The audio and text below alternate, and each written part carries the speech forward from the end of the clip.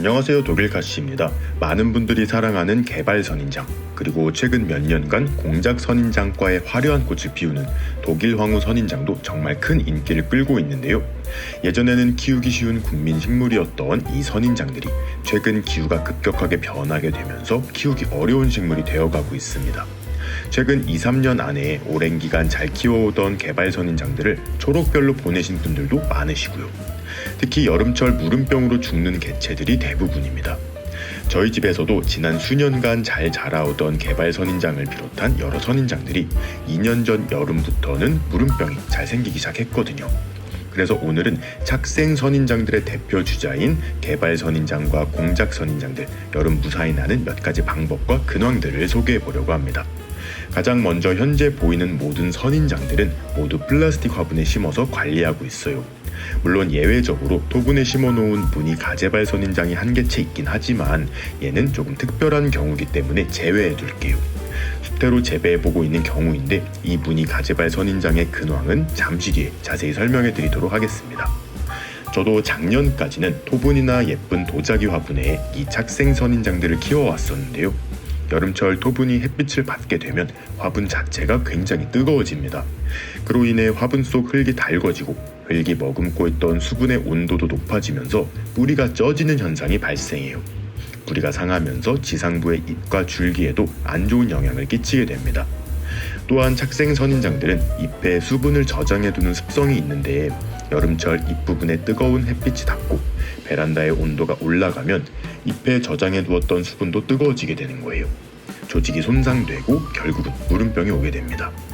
그래서 작년 여름 무름병이 다시 한번 온 이후로는 빛을 받아도 덜 뜨거워지는 플라스틱 화분으로 옮겨서 관리를 시작했습니다. 작년 여름엔 유독 무름병의 피해가 심해서 저희 집 선인장들 대부분이 죽기 직전까지 갔었거든요. 상한 뿌리와 잎들을 모두 정리하고 플라스틱 화분으로 바꿔주니 지금까지는 잘 회복해 주었습니다.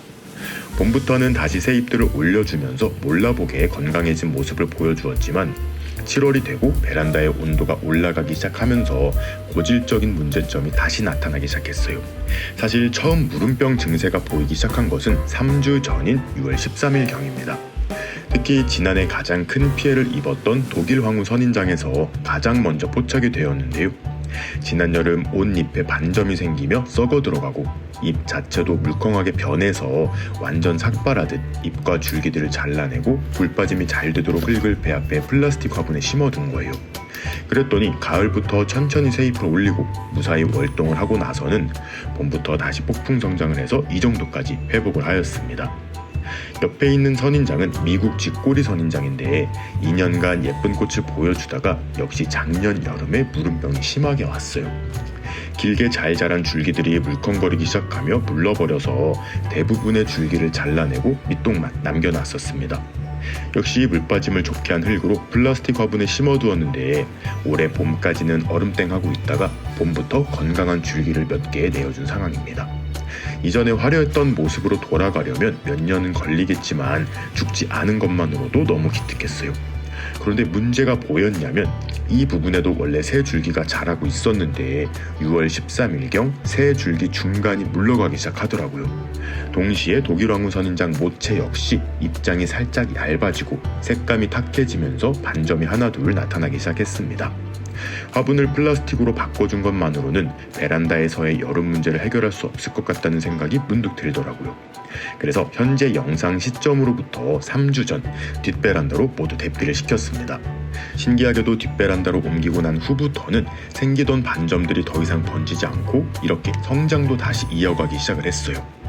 뒷베란다는 북향인데 현재까지는 25도 전후의 온도를 유지하고 있습니다. 직접적으로 햇빛이 들어오진 않지만 밝은 상태를 유지하고 있고요. 24시간 창문을 열어두어서 바람도 정말 잘 통하는 그런 공간입니다. 얘는 2년 전 삽목을 통해 번식을 시켜둔 독일 황후 선인장 보험 개체인데요. 역시 작년 여름 모체와 같은 증상으로 삭발을 하고 작은 플라스틱 화분에 심어놨더니 엄청 잘 자라고 있습니다. 이 개체는 6월 13일 날 아무 문제가 없었거든요. 문제가 없는 상태였지만 혹시 몰라 함께 뒷베란다로 옮겨 놓았는데 잎의 색감도 너무 좋고 반점 하나 없이 성장을 이어가고 있습니다. 일주일 전에는 흙 안에서 새 줄기까지 올려주고 있네요. 화분을 바꿔 화분 내부의 온도를 조절해주고 뜨거운 빛을 피하게 해준 것만으로도 문제가 조금은 해결된 것 같습니다. 그리고 제가 정말 좋아하는 흰색 원종 개발 선인장도 매년 여름만 되면 잎들에 반점이 생기고 무르기 시작하면서 잎들이 후두둑 떨어졌었는데요. 역시 6월이 되니까 자라나오던 어린 잎들이 까맣게 말라버리고 기존 잎장들 표면에 무름병의 징조가 보이기 시작했습니다. 뒷베란다로 옮겨준 지 3주 정도 지나니까 바로 싱싱하고 귀여운 새 잎들을 많이 올려주고 있어요.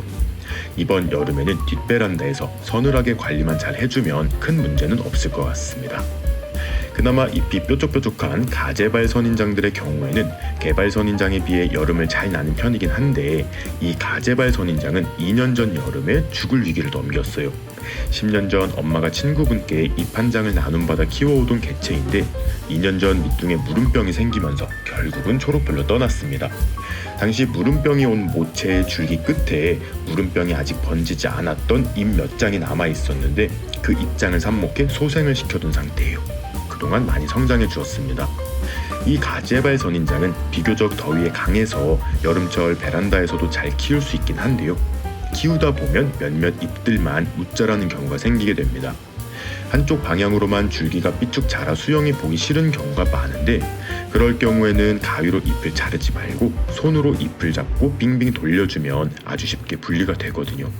이런 식으로 떼어내서 줄기의 길이를 조절해 주시면 됩니다. 가지 끝 잎에서 새로운 잎이 2장 이상 나오는 경우는 그대로 두시고요.